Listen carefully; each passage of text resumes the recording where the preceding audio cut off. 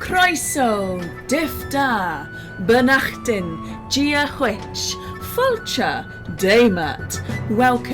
Welcome to the Celtic Myths and Legends podcast. I am your humble host, Sian Esther Powell, and I'm going to be taking you on a journey through all the myths and legends of the 6 Celtic nations. That's Wales, Cornwall, Brittany, Isle of Man, Scotland and Ireland. Welcome.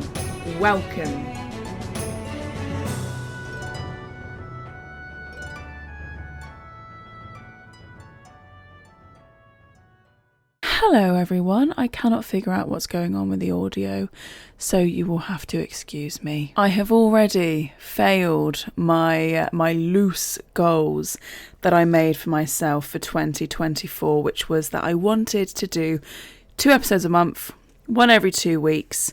But that's not how life works, my friends. You can have plans and then life can just thwart all those plans and dash them aside.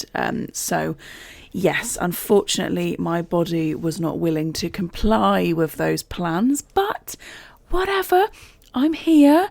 I did 2 episodes in January. This is the 3rd month. We're in March, so 3 episodes by the 3rd month. That by my reckoning, by my history, that's still not too bad. It might not be what I wanted to do, but it's still pretty good. So let's just dive right into it, shall we? An exciting thing that I'm doing in 2024 is we are adding Galicia and Asturias to our list of Celtic nations. Previously, I've always mentioned that a Celtic nation is a place with an existing Celtic language. That isn't the case with Galicia and Asturias, but they are considered to be Celtic nations by a lot of people. And yeah, I just felt they are worthy additions, and I'm really excited to introduce some different mythology into this podcast. So I was going to be talking about something called the Zana in Asturian mythology, but it's a little bit too similar to the last episode, so we'll push that into the future and we'll do that as a nice little palate cleanser, maybe between some nasty monsters or something in the future. But right now we are going to be talking instead about the Nuberu or the Nuberu. Not sure how you pronounce it, and I can't find any sort of references or videos or anything that anyone else has covered of it where I can kind of get a grasp on the pronunciation. But Nuberu, which is said to be a god in Asturian mythology, or at least some sort of entity that has control and power over storms. Now, what's particularly interesting about the Nuberu is that in some tales, it's simply one single being, one single entity, either a god or someone godlike who has this amazing power of magic over storms and the weather. However, in some stories, the Nuberu is also, or instead of a being, is instead a race of beings, multiple, is in fact a race of dwarf-like beings who still have control or certainly have magic pertaining to storms and weather. So you'll notice as we carry on with our Galician and Asturias topics that there is a lot of overlap between the mythologies of these areas, as well as northern Portugal. Actually, there's a lot of overlap and in other regions of Spain as well.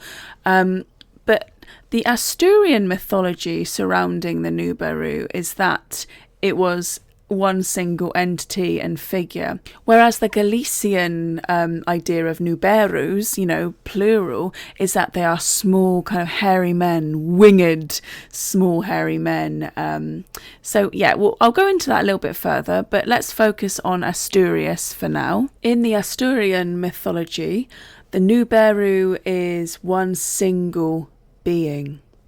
Now, originally, he came to the land, the region, when he was riding on a cloud and he fell to the earth. And initially he asked for shelter, but no one would help him. Now eventually a peasant helps him. And because of the peasant's kindness, this lord of tempests bestows good fortune on the farmer's land. Now, this is a very common story. You see this folk motif in a lot of stories I cover, this idea of helping a creature or an entity or what have you being very good for you, or at least, not ending in your death. Whereas spurning them or being rude to them doesn't end up being very good. So just be kind to people in general, guys, because you'll get your comeuppance in the end. Because one thing that the Nuberu will do is that they will hold a grudge. They are, I say they because they say he for the Asturias one. He can hold a grudge. So if you've spurned him, if you've been rude to him before, he can be extremely, extremely vindictive and vengeful, and will poison your crops and will make your life a bit of a misery. So just don't be mean to strangers. Be helpful to strangers. You never know if they're a horrifying god in disguise. So in terms of physical appearance, what I've got for the Nuberu is that he had dark skin, bright eyes, big ears, is often seen wearing fur clothing and a big hat. In some versions of the story, he's also winged, so he's just flying around with wings. I don't know, let's just give him a shepherd stick as well for good measure. No, I'm joking. But he has lots of different types of appearance, but they tend to have those features. So if he takes a liking to a farmer, someone that's been kind to him, or, for whatever reason he takes a liking to you, then he will ensure that you get the right, correct amount of rain on your crops. Your crops aren't sodden, but they're healthy and looked after. Whereas if you make an enemy out of the Nuberu, if he doesn't like you, he doesn't like the cut of your jib, then he will instead rain down hailstorms and torrential rain, and just make sure that your crops and whatever you're growing are just not very happy at all. And in one source I found, if you make an enemy of the Nuberu, like if he really doesn't like you, he does not like you one bit. In fact, you are at like arch nemesis status. He will send a plague of frogs to your home, which is kind of hilarious because the museum that I work in, we get absolutely inundated with, and I mean this, hundreds and hundreds of baby frogs in early summer. So who knew? Who knew that I've made an enemy out of a Nuberu somewhere around, and they've just sent a plague of tiny baby frogs to my museum. It's actually adorable, and it's quite pleasant and lovely. They don't cause issue at all. So not really sure why that's his go-to attack for his deepest enemies, but there you go. Maybe one of his enemies was frightened of frogs, and then there we go. He just carried on the tradition ever since. It's hard to really pinpoint whether the Nuberu is considered to be evil or good or what have you. And I think that's the case with a lot of the stories that we cover on this show, isn't it? That guys, you know it. The fairies are capricious. A lot of the creatures that we talk about, they are capricious, and especially if they are tied to some sort of natural phenomena like weather. If the Nuberu is almost seen as a kind of anthropomorphization, however you say that word. I am exhausted right now. I am trying my best. If the Nuberu is an anthropomorphization of storms and that kind of weather, then it makes sense that he can be kind. He can provide rain when rain is needed for beautiful flowers and plants and vegetables to grow. However, he can also be frightening and untamable and wild, with crashing storms, thunder, lightning, torrential rain. I just think it's a really interesting concept to have this being, this entity connected to such an amazing, powerful weather phenomenon. And it makes sense for them to be very capricious in their moods and not being wholly, completely good, but also not being totally evil either. There does seem to be some kind of morality system, or I don't know, but there's definitely ways that you can treat the Nuberu and you will get different returns on your treatment of him. Now, I don't know about you guys and where you are in the world, but in the UK, it has been a real stinker of a winter. Weather has just been disgusting. It's been so miserable. And I mean this for months. And I genuinely remember last winter and the winter before that thinking, do you know what? Maybe I like winter because these aren't too bad. Like, everyone says winter's the worst. We all dread winter, but this winter's lovely. I'm really enjoying it. And I remember, like I said, 2 winters in a row where I was really enjoying winter. I liked what it had to offer. It was a respite from the other seasons in a way. It was a time to rest up, recuperate, and yeah, I really enjoyed it. This winter has been miserable. This winter has been horrendous. This winter has been never ending. It's just not been good. So yes, it does certainly feel like there is a Nuberu around, lurking around me somewhere, just causing me grief. But all of this to say is that weather, and the rain in particular, can be so tied to mood, can't it? I don't know how you feel about the rain. Let me know. Are you a fan of the rain? Do you like the rain? Because I do in certain circumstances. I can, when it's been super hot weather, you know, for weeks and weeks on end, sometimes the rain can be a lovely respite and you can think, oh my goodness, my plants needed a drink. Thank you so much. Like, the world just needed a little bit of a drink. But rain obviously can also be horrible. It can be miserable. And when you have constant mizzle and rain all the time, it can put a real dampener on your mood. And then rain can be, you know, it can be a lovely thing, but it can also be a really horrible thing. So it's just interesting that a figure associated with storms and with the rain would have this range of moods that they kind of embody, and this range of behaviours that they enact. Now, I can't quite find a reason for this, but in a lot of the stories, the Nuberu is associated with Egypt, of all places, and in fact was said to live, or either come from Egypt or live in Egypt. So there are some stories of people, you know, travelling far and wide all the way to Egypt to visit with the Nuberu. If they've made friends with him in the past, maybe they had an arrangement, you know, pop over to my house in Egypt for a cup of tea one day. Anyway, there's some stories of people travelling far and wide to visit with the Nuberu, and then, you know, you'll get particular stories where, you know, a man's done this, but his wife, he's been gone for so long that his wife doesn't know if he's alive or if he's dead, and she's potentially going to get married to another person because it's been a long time. And then the Nuberu's like, oh, no, not on my watch, my friend. Hop on this cloud. We're flying back to your home. So what a great taxi ride that would be, wouldn't it? Just hopping on a cloud. Again, just makes me think of Stardust.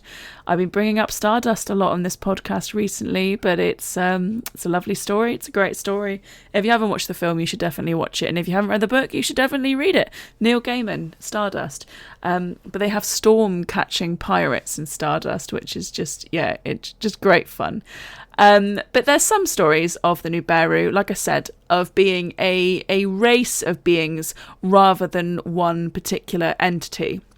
This is more common in the Galician mythology and also the Cantabrian mythology. So in these regions, the Nuberu, they are seen as a race of beings. Usually, like I said, they usually got dark skin. They're small, wizened. Some of them are winged as well.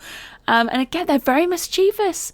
They're very mischievous. They can be helpful and they can also be little buggers. So it's quite interesting that we have that kind of that dichotomy there. And it's the same thing that I've noticed with the Booker in Cornish mythology. So in Cornish mythology, you see some references to the Booker as being a sort of like Pisci race that live near the sea, but then there's also stories of the Booker being this kind of sea god, this merman type creature, especially in the Newlyn area, who kind of walks on the beach, and the Newlyn fishermen leave their catch on the beach as an offering to him.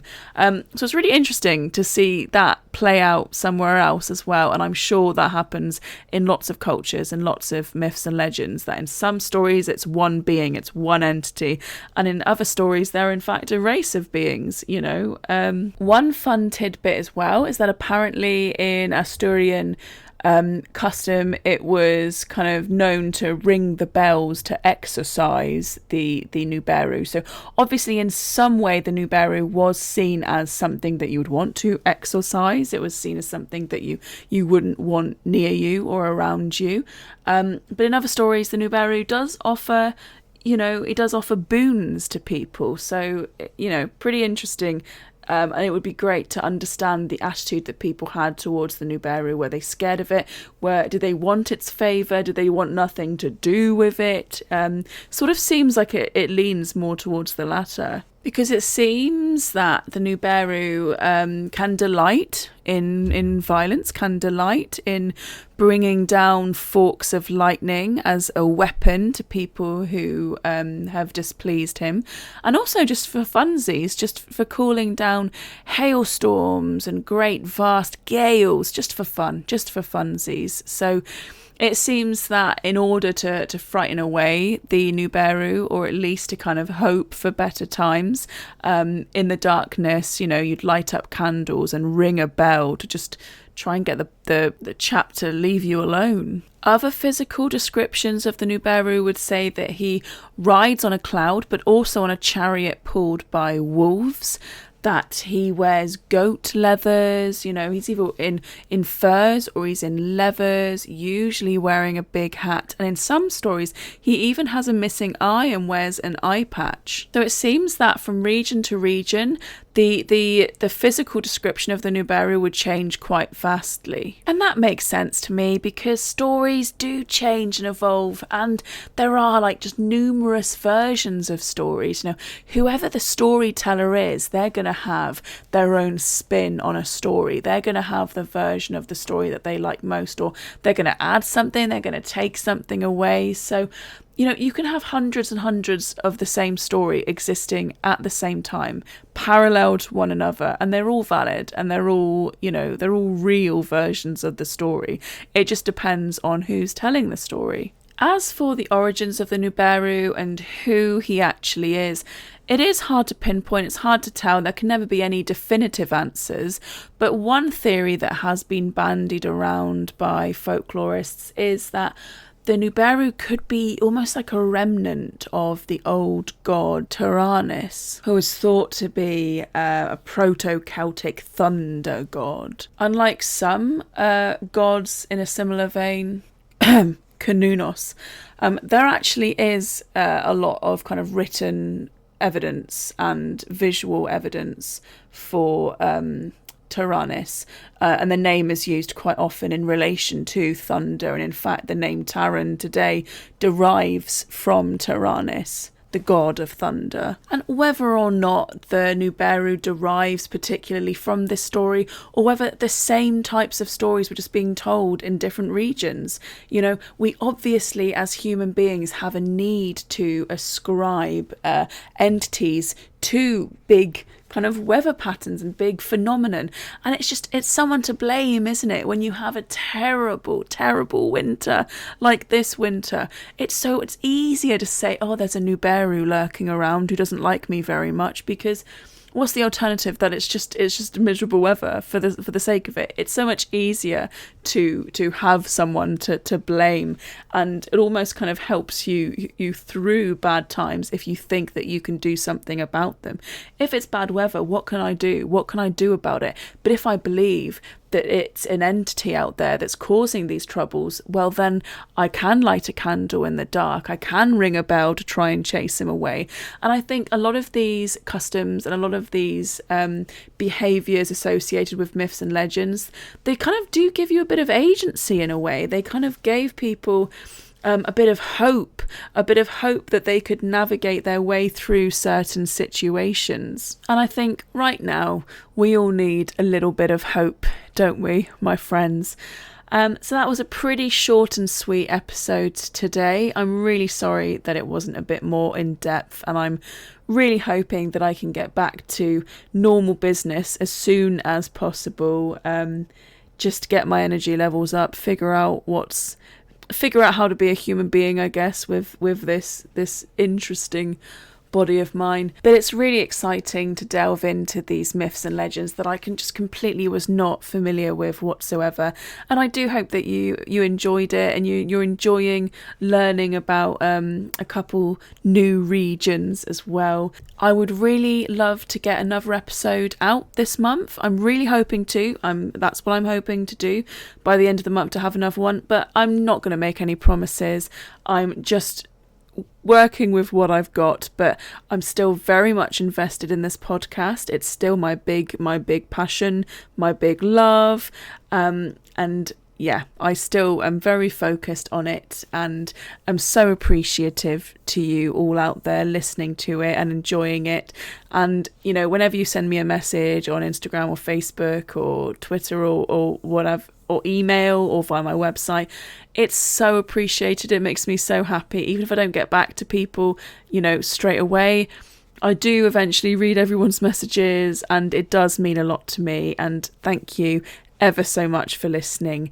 So sorry that this was short and sweet, but I really look forward to you guys coming back for the next episode. We're back to Cornwall, and I've got a really great, exciting topic coming up, and I think you guys are just gonna absolutely love it. It's an iconic subject, and yeah, it's gonna be really, really good to talk about. So see you then. Oh, sorry, quickly before I go, a massive thank you to some new patrons on Patreon.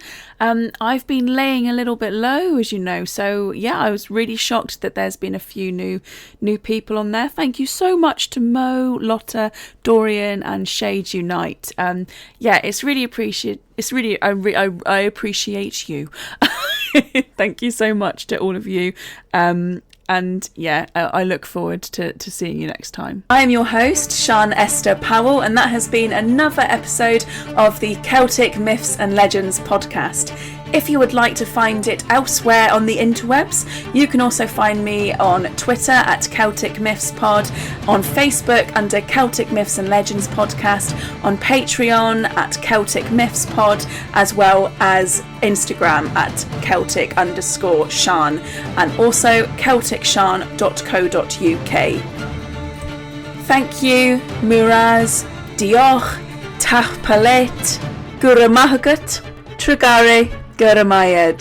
Thank you, and speak to you next time. Thank you.